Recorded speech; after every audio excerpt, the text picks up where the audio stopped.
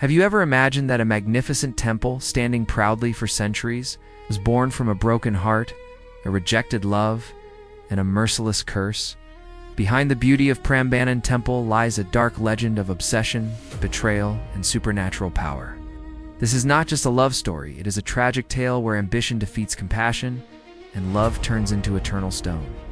Tonight, we uncover the cruel curse of Roro Jonggrang and the terrifying love of Bandung Bondowoso. Welcome to this channel, where ancient legends, dark folklore, and forgotten histories come back to life through powerful storytelling. Here, we explore myths that shaped civilizations and stories that still whisper through time. Before we continue, please support this channel by subscribing, liking this video, and sharing it with others who love legendary tales. Your support helps us keep these stories alive and bring you even more unforgettable legends in the next videos. Long before Prambanan rose toward the sky, the land of Central Java was ruled by a powerful kingdom known as Baka Kingdom. Its ruler, King Boko, was feared by enemies yet loved by his people. Though often described as harsh and intimidating, King Boko was a protector of his realm, standing as a living wall between his kingdom and those who sought to conquer it. Under his reign, the kingdom flourished. Farmers worked peacefully in fertile fields, temples echoed with prayers, and the palace stood as a symbol of strength and order. Yet beyond the horizon, darkness was slowly gathering. From the distant lands came a warrior whose name would one day be carved into legend. Bandung Bondowoso. Bandung Bondowoso was no ordinary man. He was a feared knight, known for his mastery of dark supernatural powers. Some said he was half human, half spirit. Others whispered that he had made a pact with unseen forces from the shadow world. Wherever he marched, kingdoms fell, and fear followed like a curse. Driven by ambition and hunger for power, Bandung Bondowoso set his eyes on Baka Kingdom. To him, conquest was not merely war, it was destiny. The night of the invasion arrived without mercy. Thunder roared above the battlefield as flames consumed villages on the outskirts of the kingdom. The clash between armies shook the earth, steel meeting steel in a storm of violence. Despite the bravery of King Boko's soldiers, they were no match for the dark strength that fueled Bandung, Bondowoso. At the heart of the battlefield, King Boko himself confronted the invader. Their duel was legendary, a clash between royal honor and ruthless ambition. The ground trembled beneath their feet as weapons collided, sparks flying like stars against the night sky.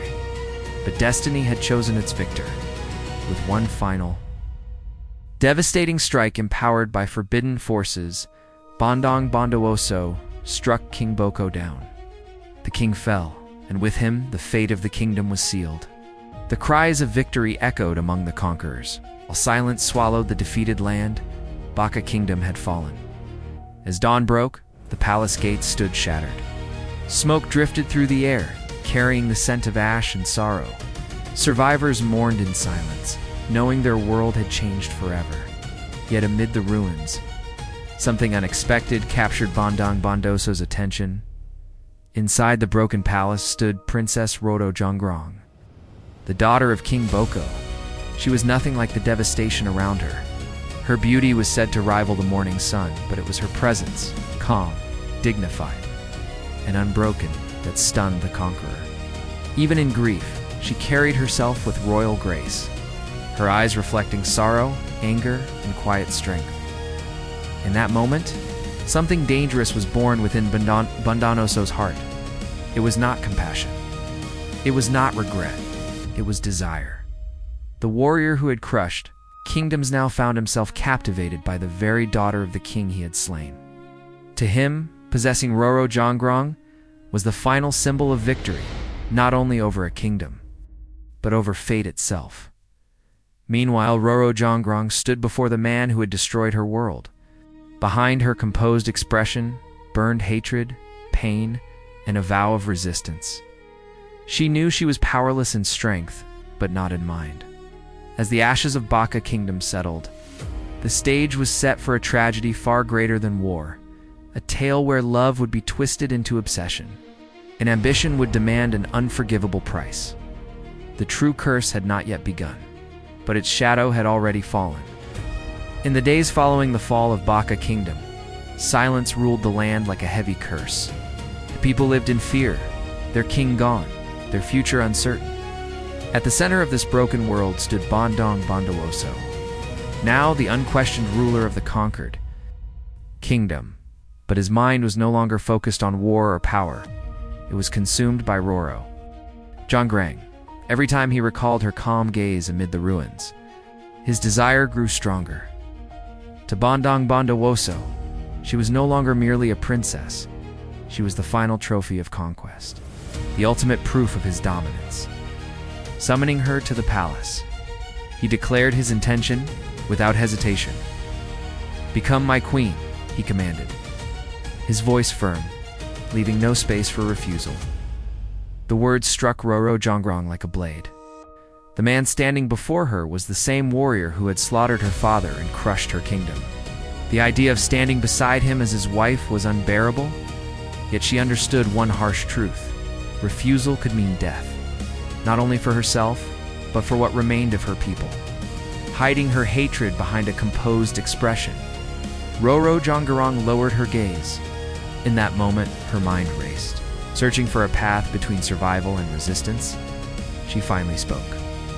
"I will accept your proposal," she said softly, "but only if you fulfill one condition." A slow smile spread across Bandung Bondowoso's face. He believed victory was already his. "Name it," he replied confidently. "Nothing is beyond my power." Roro Jonggrang raised her eyes and met his gaze with unshaken calm. "Build me 1,000 temples in a single night before the sun rises." The court fell silent. Even the bravest warriors gasped in disbelief.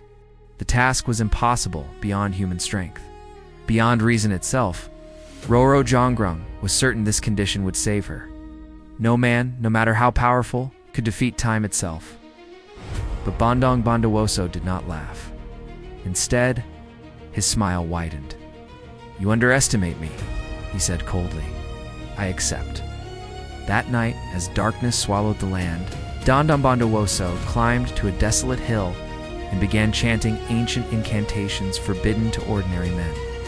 The wind howled violently, and the ground trembled as if the earth itself was awakening. From the shadows emerged spirits and demons, summoned from the unseen realm. The jinn answered his call, their glowing eyes piercing the darkness. "Build," Bandung Bondowoso commanded. "Build until dawn." At once, the night turned unnatural. Stones lifted themselves from the ground. Massive blocks flew through the air as if weightless. The sound of carving echoed endlessly, a terrifying rhythm that filled the valley. One by one, temples rose toward the sky at impossible speed. Roro Jonggrang watched from the palace, her heart sinking with every structure completed. Fear tightened her chest as she realized the unthinkable was happening. Hundreds of temples stood before midnight. By the time the moon reached its highest point, the number had grown terrifyingly close to completion for the first time. Doubt crept into her mind. Had she misjudged him? Had her plan doomed her instead? As the night deepened, the count reached 999. Panic overtook her. Knowing time was running out, Roro Jonggrang summoned her loyal servants and whispered a desperate plan. Together, they lit fires across the eastern horizon, pounded rice mortar, and awakened roosters to crow as if morning had arrived. The illusion worked, believing dawn had come. The jinn screamed in terror and vanished back into the darkness. Leaving the final temple unfinished, relief washed over Roro Jonggrang. But it lasted only seconds. Bandung Bondowoso arrived at the site and counted the temples himself. His eyes burned with fury as he realized the truth.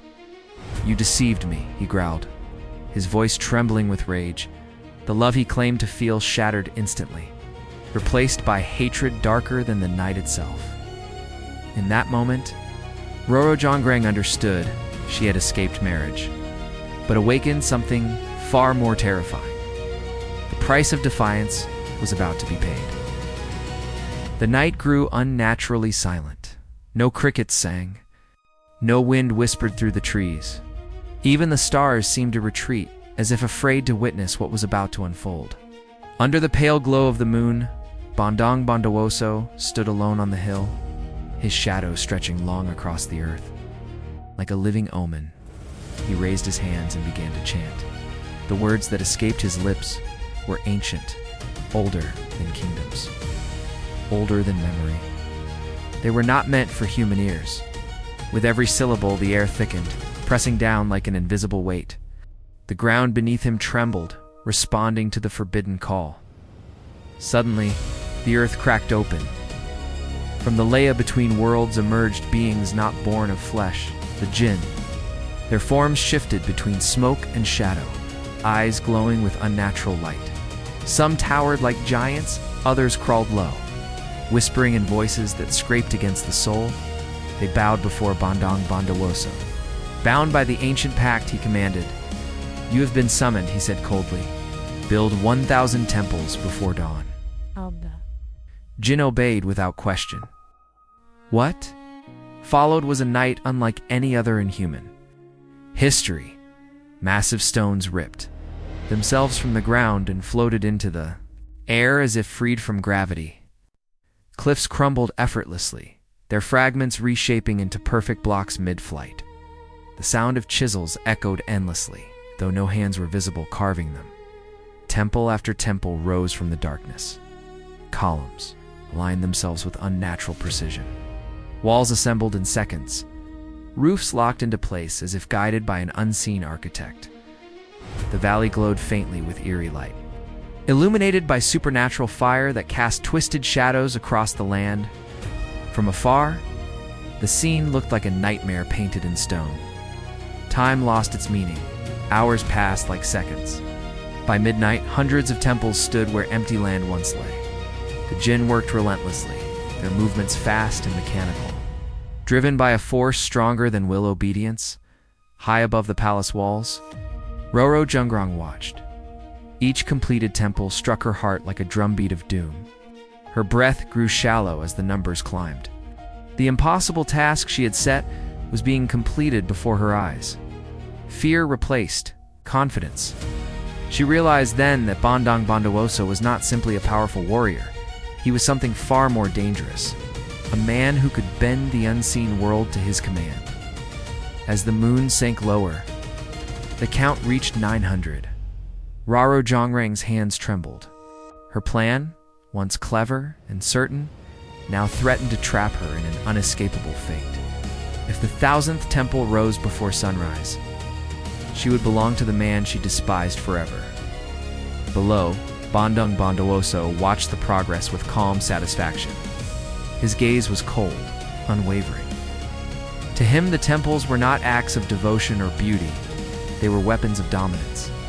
Proof that no mortal or destiny could deny him. Then came the final moments. The count reached 995. The sky began to pale slightly at the horizon, a warning that dawn was approaching. The Jinn moved faster, their shadows blurring as they rushed to complete the final structures. 996, 997, 998. The air pulsed violently. When the 999th temple stood complete, a heavy silence fell across the valley. Only one remained. Roro Jonggrang's heart raced wildly. There was no time left, no other plan, only desperation. In a moment of sheer panic, she acted, calling her servants. She ordered them to light torches across the eastern fields. Mortars struck rice with thunderous rhythm. Roosters were awakened, confused and terrified. And soon their cries pierced the night. The illusion of dawn spread rapidly. The Jinn froze, believing the sun had risen. They screamed in terror. One by one, their forms dissolved into smoke, retreating back into the unseen realm. The supernatural glow vanished. Leaving behind unfinished stone and sudden darkness, the valley fell silent once more. The temple stood still. Only 999 relief flooded Roro Jonggrang's body as she collapsed to her knees. She had escaped the impossible, but beneath that relief lurked a chilling truth. She had deceived a man who commanded demons. And somewhere in the darkness, Bandung Bondowoso stood motionless, staring at the incomplete temple, his breathing slow, his rage gathering like a storm yet to break. The night was over, but the curse had not yet begun. The false dawn faded as quickly as it had appeared. The torches burned low. The roosters fell silent, and the eastern sky returned to darkness. What remained was a valley frozen in uneasy stillness, filled with towering stone temples that stood like witnesses to a great deception.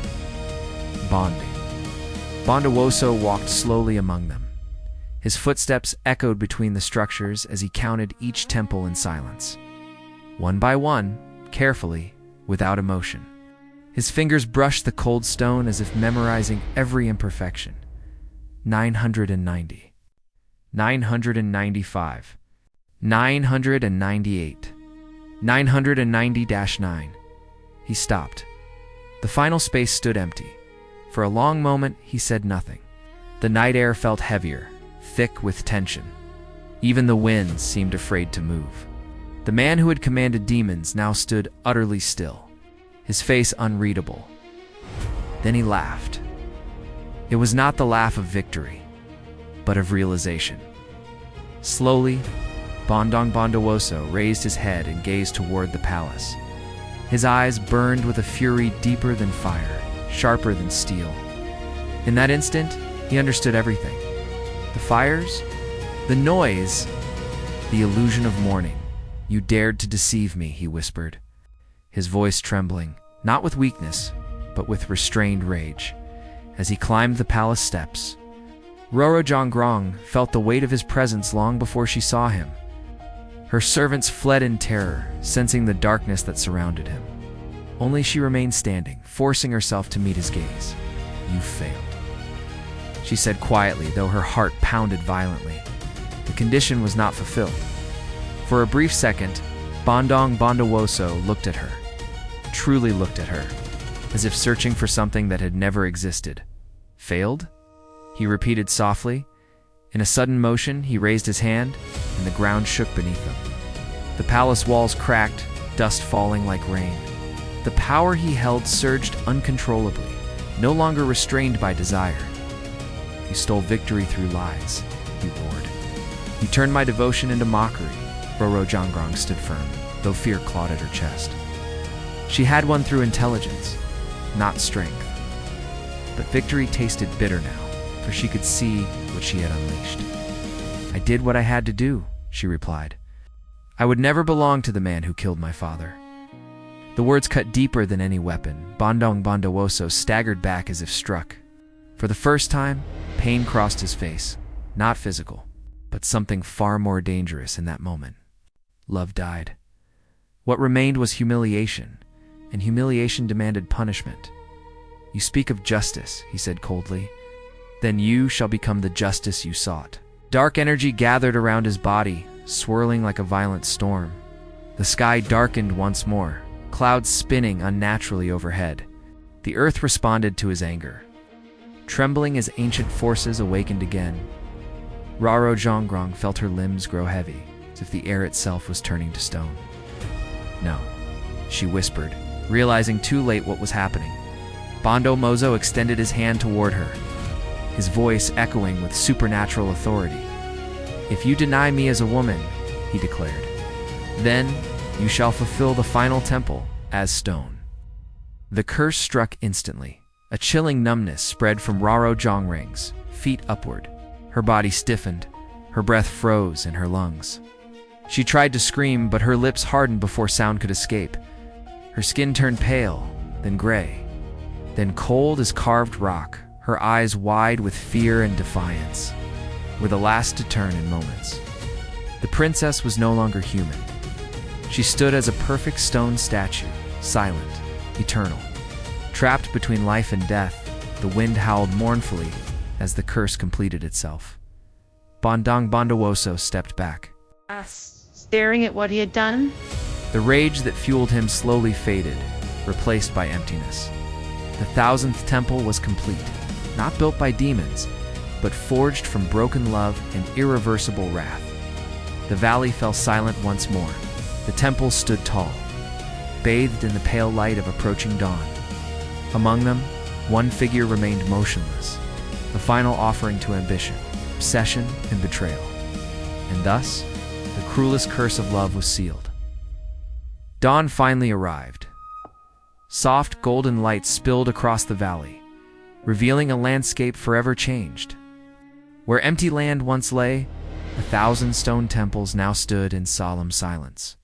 Their towering forms reached toward the sky, majestic yet haunting, as if the earth itself mourned what had been sacrificed to create them. At the heart of it all stood the final statue, Roro Jonggrang. Her stone eyes faced the horizon, frozen in an expression that seemed to hold sorrow, defiance, and quiet dignity all at once. Though her body had turned to stone, her presence dominated the valley more powerfully than any temple around her. Bandung Bondowoso stood alone before the statue. The fury that had driven him through the night had faded, leaving behind a hollow emptiness. For the first time since the conquest, he felt the weight of what he had done. Victory no longer tasted sweet. Power no longer brought satisfaction. He had one, and yet, he had lost everything.